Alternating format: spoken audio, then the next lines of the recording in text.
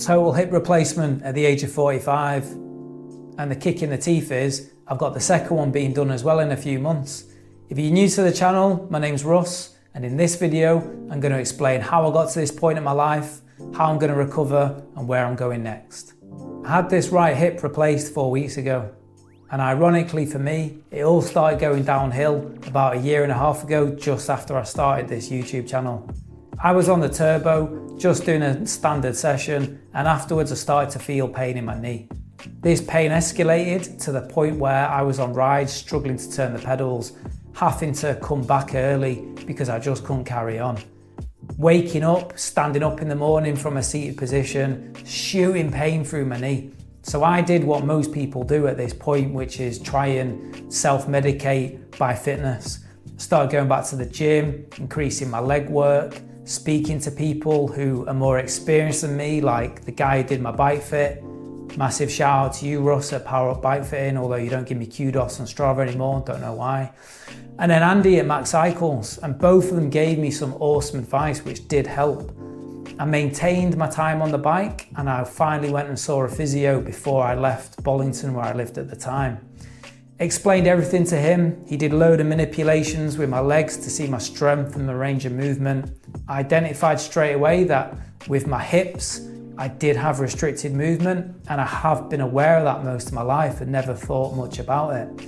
And his first thought was that I might have meniscus damage. Now that was a bitter pill to swallow, because as soon as I found that out and went down that rabbit hole, I thought that could massively affect me. And then I'm thinking at the time, what if I can't ride anymore? What if I can't do what I love? What if I can't get that drug of escapism that cycling is to so many people? At that point, I'd moved up to Preston, and I'm buying a house in a little village that I'd found on a bike ride, where the plan was once I get up there, I'll be in cycling heaven. Started to get back on the bike, trying to maintain what I could do, but my consistency dropped off a cliff. And I went from doing 600 to 800 miles every month to struggling to do 200 or 300. Now at this point, the knee pain turned into groin pain. So I went back to the doctors, trying to get advice and still asking about my knee, because that had never gone away. I got referred to a different physio, and after explaining everything that I'd said to the physio back in Bollington, he turned around and told me that I needed to exercise more and that the pain was probably in my head. Now, to say this was a kick in the teeth was an understatement, and I just left that appointment with him pretty much enraged. And sometimes it happens, and if you've been in this situation before, if there's one takeaway you can get from this video, it's be persistent with getting the right diagnosis. If you've got pain and you know it's not a joke and it's not in your head and you're not making it up, follow it through. Don't give up. You know, I wasn't going into the doctors because I wanted to be in there. I went in there because I knew, hand on my heart, that something wasn't right, and I wanted this pain to go away. After that, the groin pain, as I said, got worse. Saw a different doctor. He went and sent me for a CT scan. Fast forward a few months and we're looking at the end of 2024 now, and I've finally been referred to a knee surgeon, and the first appointment was early 2025. When I saw the knee surgeon, he looked at that CT scan and it had a very grainy image of the bottom of my hip. So he was thinking outside the box, and this surgeon's a cyclist as well, so maybe that's why. But he listened to my story, and I've got so much respect for him, because if it wasn't for him, I wouldn't be here now. So Tony, if you're watching this, which I doubt you ever will, hopefully we'll go for that ride one day. Thank you so much. Tony sent me for an x-ray, come back in the consultant room with him, shows me the x-ray that I'll put on screen now, and he tells me I've got abnormal hips, which I thought he was taking the mick when he said that, but when he explained it, I understood what he was talking about. He said I've got cam lesions to both hips, which are the two little bits that stick out. If you can see there, I'll try and circle them, but I'm not good at Photoshop, so you'll have to visualize that. And that explained so much of the tightness and impingement I felt pretty much my whole life in both hips. Now, we're in January, February 2025, and I'd signed up for the Mallorca 312 the previous October.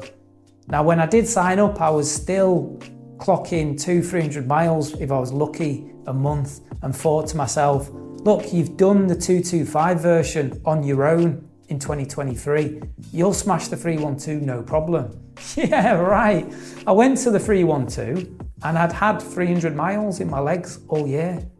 I had a cortisone injection 5 weeks before, and the plan was after I got back from Mallorca to go see the surgeon again, and then we were going to discuss surgery and where to go next. When I come back, I see the surgeon and he tells me you've got osteoarthritis and that the only surgical answer for this is a total hip replacement to both hips. And to quote him, "But you're very young for intrusive surgery." Wow.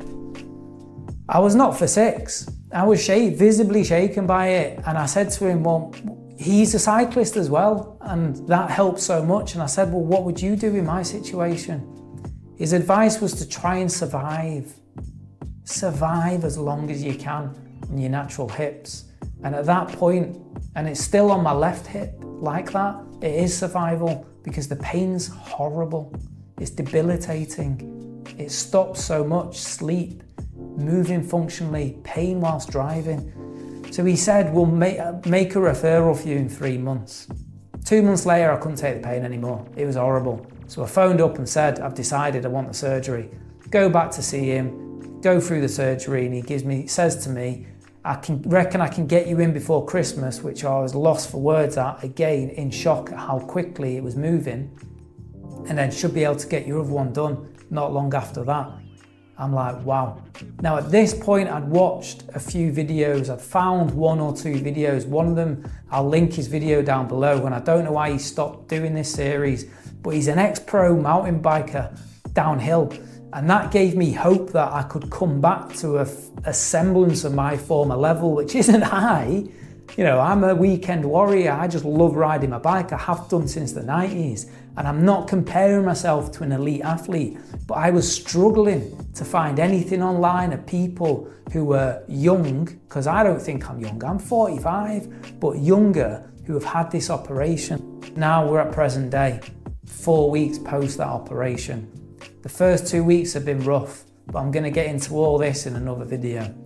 That's it. That explains why I was so crap in the 312, why I had absolutely no legs, was stealing drafts, went off too fast, but I don't want to spoil all that. If there's a video you're going to watch next, if you've stuck around this long, go watch the 312.